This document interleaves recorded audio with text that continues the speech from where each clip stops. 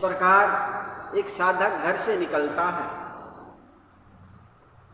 साधना क्षेत्र में, चूंकि घर परिवार में जो प्रवेश करते हैं वो तो सहज मार्ग है।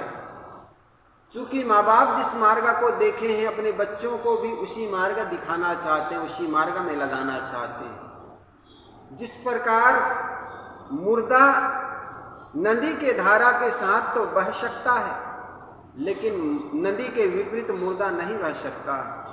इसी प्रकार संसार के धारा में संसारी लोग तो बह लेते हैं, लेकिन संसार के विपरीत बहना, सदगुरु कबीर ने कहा ना, है कोई जगत उलटी वेद बूझे, है कोई गुरु ज्ञानी जो जगत उलटी वेद बूझे, जगत से उलट करके ज्ञान को बूझे समझे,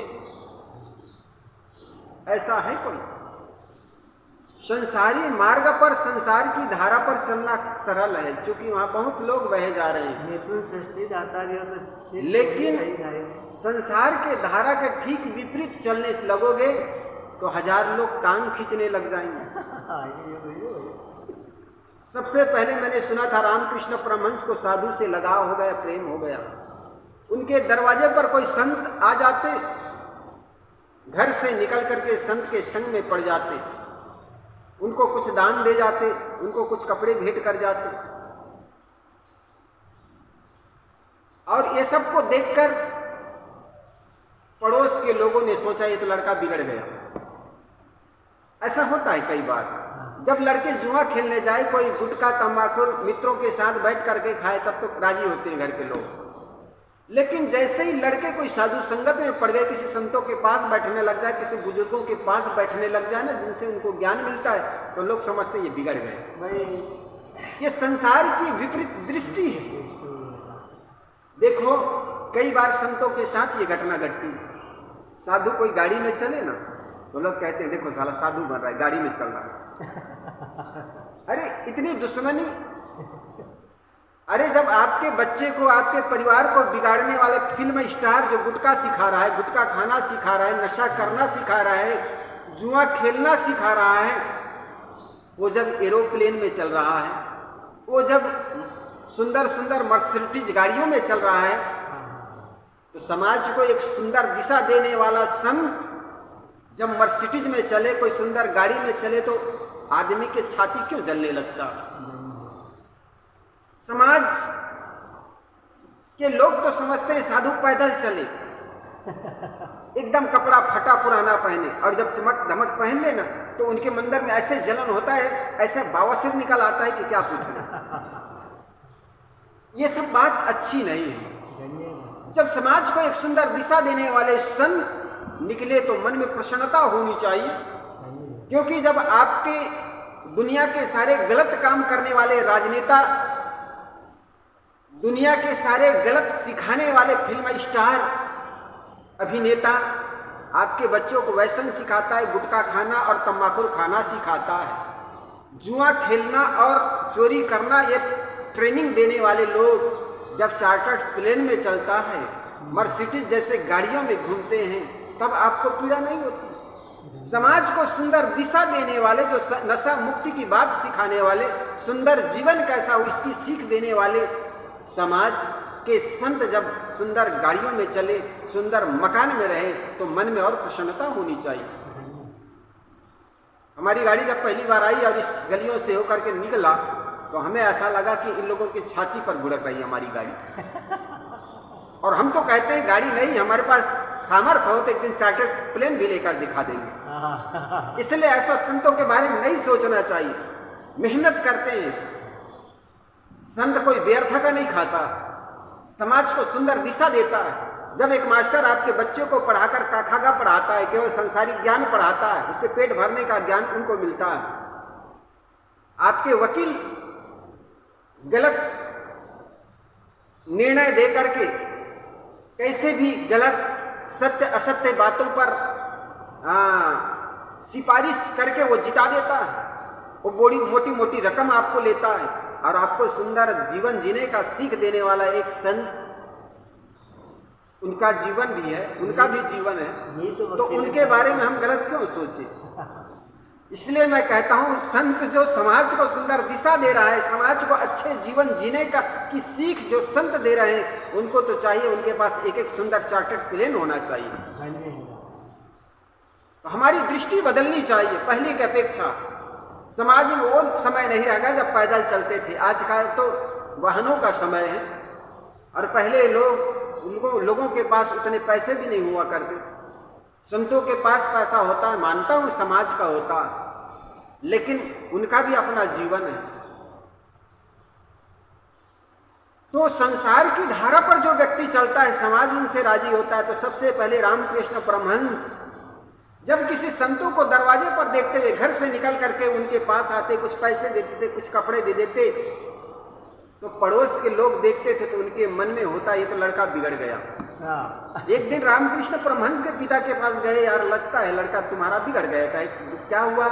कहे तो साधु संगत करने लगा बचपना से। बचपना में कभी साधु संगत कोई करता है क्या? तो भैया क्या करूं? उनके पिताजी ने कहा क्या करूं? तो पड़ोसी ने कहा बस बिगड़ गए तो एक ही काम करो, शादी कर दो, पैर में बेड़ी बांध दो, ये सुधर जाएगा। आदमी यही समझता है कि लड़के अगर बिगड़ गए, साधु संगत में लग गए तो उनकी शादी कर दो।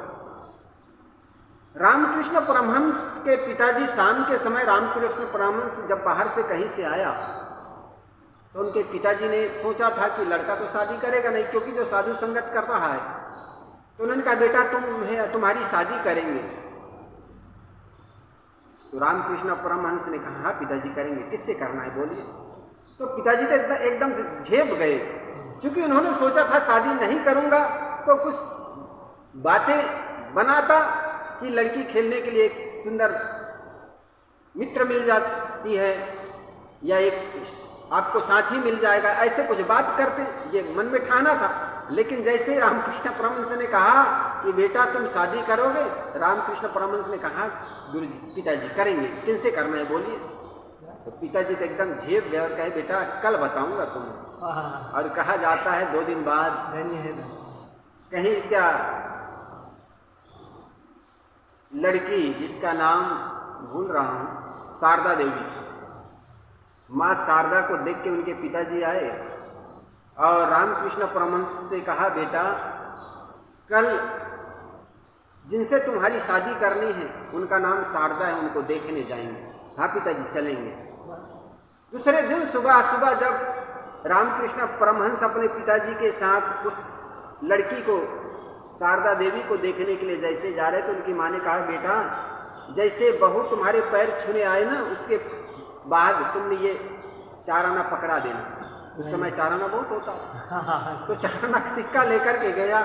रामकृष्ण परमहंस जैसे वहां गए, स्वागत सत्कार हुआ, बैठाए गए। रामकृष्ण परमहंस की पत्नी जैसे रामकृष्ण परमहंस के पैर छूने आए, उसके पहले रामकृष्ण परमहंस ने हाथ बढ़ा करके उनके पैर छू लिए। रामकृष्ण परमहंस ने जैसे पैर छू लिया तो उनके पिताजी ने बाहर बुलाकर कहा अरे पगला तूने ये क्या किया?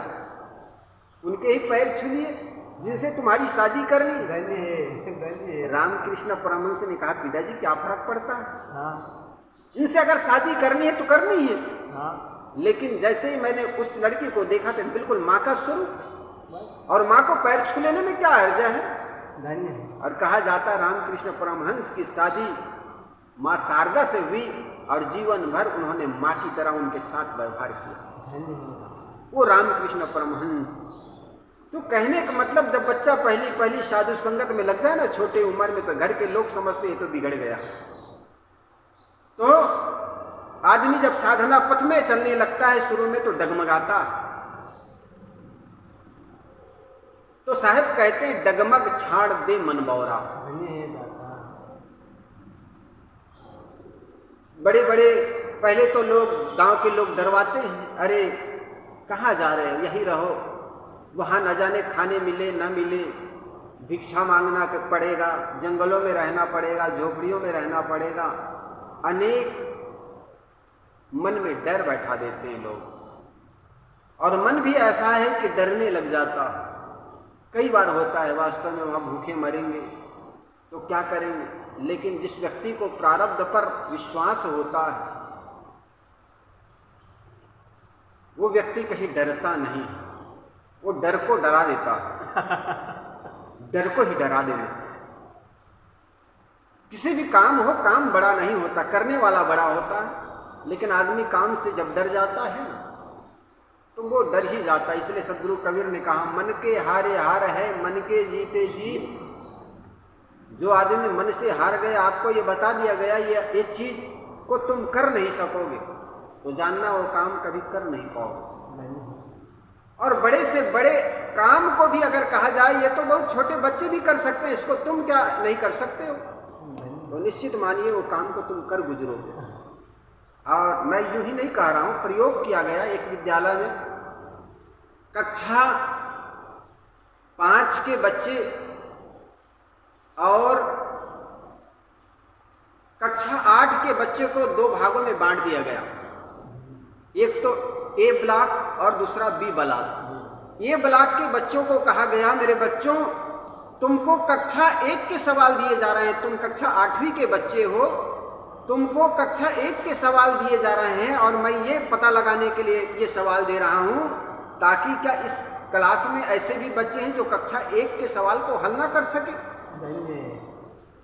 अब ठीक वही सवाल ब्लॉक बी में जाकर कहा गया, मेरे बच्चों तुम कक्षा 8 के छात्र हो, लेकिन ये MA BA कॉलेज का प्रश्न है, और मैं ये देखना चाहता हूं कि यहाँ भी ऐसे कोई बच्चे हैं जो कॉलेज के ये प्रश्नों का हल कर सकता है क्या? इतने बहादुर बच्चे हैं क्या यहाँ? बोर्ड परीक्षा प्रश्न एक ही था, लेकिन दोनों को बताने का जो ढंग था वो अलग था। क्लास ए ब्लॉक में जाकर कहा गया, मेरे बच्चों ये कक्षा 1 के सवाल है, क्या इस 8वीं क्लास में ऐसे भी बच्चे हैं जो कक्षा 1 के सवाल को हल नहीं कर सकता? ये कहा गया। और क्लास बी ब्लॉक में जाकर कहा गया, ये जो सवाल दे रहा हूं वो कॉलेज का सवाल है, MBBS का सवाल है, क्या ये सवाल वो भी यहाँ के बच्चे कोई ऐसा विद्वान बच्चा है, ऐसा बुद्धिमान बच्चा है जो हल कर सकता? एक ही प्रश्न थे।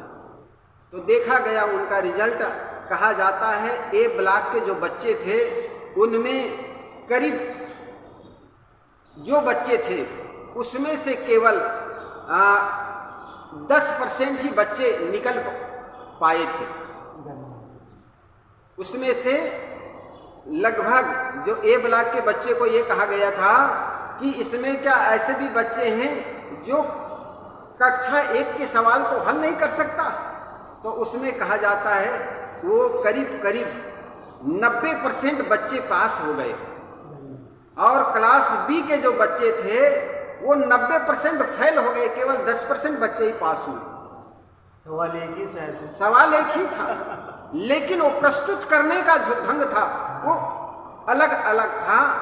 इससे ये पता लगाया गया कि जिस प्रश्न को या जिस काम को आप किसी बच्चे को दो, किसी व्यक्ति को दो, और उस व्यक्ति को कहो कि तुम क्या ये बहुत छोटा काम को भी नहीं कर सकते हो, ये एक कहने का ढंग है।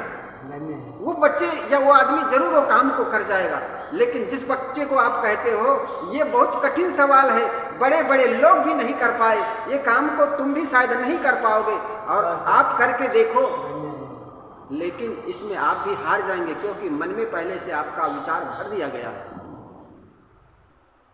और एक बहुत बड़े विद्वान हुए थॉमस एडिसन, जिन्होंने बल्ब का आविष्कार किया, कहा जाता है वो लड़का बहुत गधा था, कमजोर था पढ़ाई में, और मास्टरों ने सोचा ये कमजोर लड़का हमारे विद्यालय के रिजल्ट खराब कर देंगे, अन्य बच्चों के साथ रहेंगे तो अन्य बच्चे भी खराब हो जाएंगे। उनको स्कूल से निकाल दिया और एक पत्र लिखा कि तुम्हारा लाडला, तुम्हारा बेटा जीवन में कभी पास हो नहीं सकता, बहुत कमजोर है। वो लेटर बना करके, पत्र बना करके लिफाफा में भर के उनको, लड़का को कहा बेटा ये लिफाफा तुम अपनी मम्मी को दे देना। वो घर में आकर अपनी मम्मी से दे देता है। मम्मी उस लेटर को पढ़ती है तो उनकी आंखों में आंसू आने लग गए, और उन्होंने संकल्प किया अगर मेरा बेटा ऐसा है तो मैं अपने बच्चों को ये बात नहीं बताऊंगी। धन्य है। वो लेटर जो मास्टर ने दिया था कि तुम्हारा बेटा कमजोर है, जीवन में कभी पास नहीं हो सकता है, ये बड़े बुद्धू है, उस लेटर को मोड़ करके वैसे ही रख दिया और रोने लग गई माँ। उस रोते हुए माँ को देख करके एडिसन के मन में प्रश्न उठ गया, माँ रो क्यों रही हो, क्या बात है? माँ कहती, बेटा आज से तुम स्कूल नहीं जाओगे। एडिसन कहता, माँ क्यों?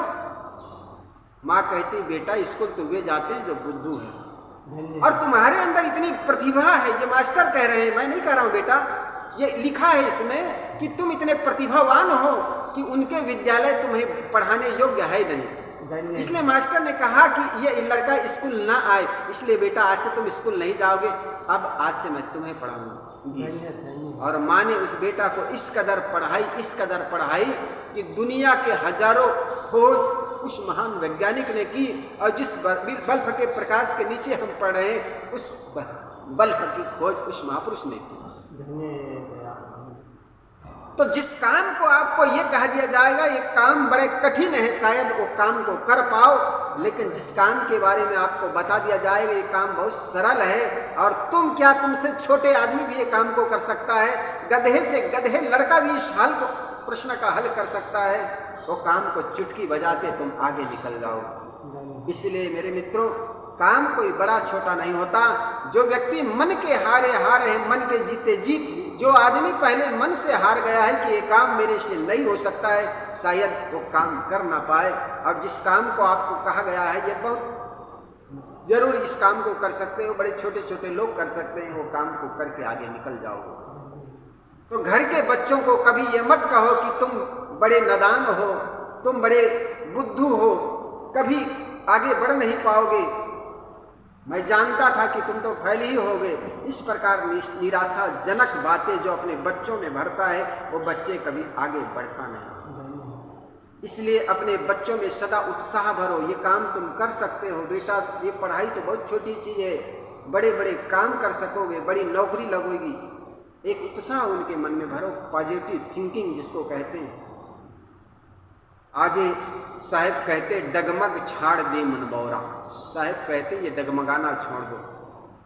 दुनिया के जितने भी काम हैं, दुनिया के जितने भी शीर्ष पर पहुंचे महापुरुष है, उन सबने काम किया, और काम करने वाले कभी पीछे हटते नहीं। पेट्रोल पंप में दूसरे के पेट्रोल पंप में काम करने वाला धीरू भाई अंबानी आज एयरलाइंस के बहुत बड़े कंपनी खड़ा कर दिया, दुनिया के सबसे अरबपतियों में गिनती आने लग गई। तो दुनिया में ऐसा कोई काम नहीं जिसको आप ना कर सको। इसलिए कभी ये मत सोचना कि कोई काम बड़ा होता है, कोई काम छोटा होता है। आदमी क्या नहीं कर सकता है। काली घाटी के फुटपाथ पर चना बेचकर रात गुजारने वाला एक लड़का भारत का सर्वोच्च संगीतकार बन जाते, अताउल्ला खां। काली घाटी के फुटपाथ पर चना बेचकर जीविका गुजारा करने वाला वो संगीतकार बन जाता है, अताउल्ला खां। तो आप क्या नहीं कर सकते? 3 रुपए की पूंजी लगाकर व्यवसाय शुरू करने वाले व्यक्ति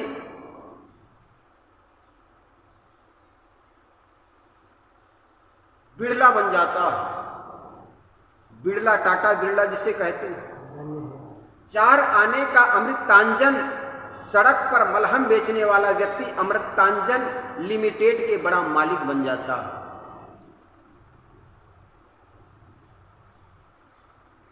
अमेरिका के सड़कों पर मामूली चीजों को बेचने वाला धन कुबेर रॉकफेलर बन जाता है। तो ये मत समझना कि हम क्या नहीं कर सकते। लोहे लक्कड़ का काम करने वाला टाटा बन जाता,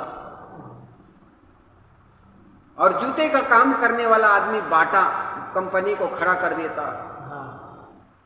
तो ये मत समझना हम क्या कर सकते हैं। दुनिया में जिस आदमी के अंदर एक जुनून पैदा हो जाए वो सब कुछ कर सकता है। गोरखपुर के मंदिर में, गोरखनाथ मंदिर में जब घंटा हिलाने वाला एक व्यक्ति उत्तर प्रदेश का मुख्यमंत्री बन सकता है, रेलवे स्टेशन पर चाय बेचकर दूसरे के हाथ में चाय का गिलास पकड़ने वाला एक लड़का नरेंद्र मोदी भारत का प्रधानमंत्री बन जाते। दक्षिण भारत के रामेश्वरम में मामूली सा अखबार बेचने वाला वो लड़का इस भारत का मिसाइल मैन बन जाते हैं, अब्दुल कलाम। महाराष्ट्र के सचिन तेंदुलकर जो 10वीं फेल लड़का क्रिकेट के देवता बन जाते हैं।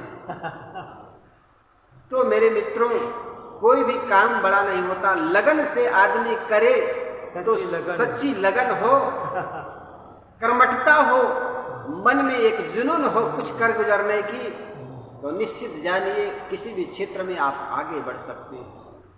इसलिए कहते हैं, गिरते हैं सहसावारी मैदाने जंग पर वे तिफल क्या गिरेंगे जो घुटनों पर चलते हैं। चलने वाले कभी शिकायत नहीं करते मेरे मित्रों, जो बैठा रहता है वो शिकायत करके चले जाते हैं। इसलिए चलते रहो। इसलिए किसी ने कहा था, चलते वो ताको ना ही दोष, बैठा रहे, जो बैठा रहता है उसको दोष लगता है। इसलिए चलना तो शुरू करें। हम जिस क्षण किसी काम को, विचार को मन में विचार लाकर जब करना शुरू कर देते हैं ना, तो समझो आधा काम हो गया। इसलिए करना तो शुरू करें। हमारे गुरुदेव कहा करते थे, बैठे ना भले धीरे धीरे चले, लौटे ना। दो काम करें, लौटे ना और बैठे ना, बड़े धीरे धीरे चले, चलते रहे कि पहुंच जाओगे। जो बनना चाहते हो बन जाओगे। हम अपने मन में जो विचार करते हैं ना वही हो जाते हैं। सोई कहनता, कल कहा था ना, सोई कहनता सोई होंगे, तो निकल के बाहर आओ। जो सोचोगे वही हो जाओगे। इसलिए पहले विचारों में बन जाओ जो बनना चाहते हो। साहब कहते, डगमग छाड़ दे मन बौरा,